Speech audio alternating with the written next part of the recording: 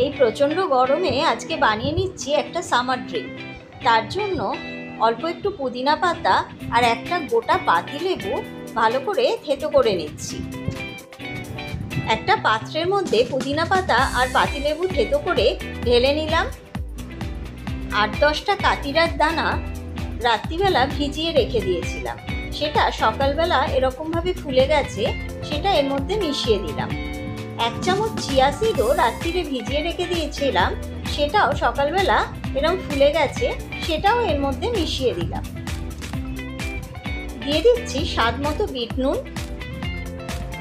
এই শরবতের জন্য আমি এখানে চিনি ইউজ না করে দিয়ে দিচ্ছি মিছরির গুঁড়ো, কারণ মিছরি আমাদের শরীর ঠান্ডা রাখে। সব উপকরণ দিয়ে দেওয়ার পর এর মধ্যে দিয়ে দিচ্ছি পরিমাণ মতন ঠান্ডা জল। 3 গ্লাস শরবতের জন্য যে পরিমাণ ঠান্ডা জল দরকার সেই পরিমাণ ঠান্ডা জল আমি এর মধ্যে দিলাম।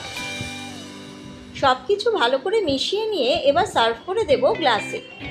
এখানে ঠান্ডা জলের বদলে আপনারা সোডা ওয়াটারও ইউজ করতে পারেন। আমাদের গরমের ঠান্ডা ঠান্ডা সামার ড্রিঙ্ক রেডি।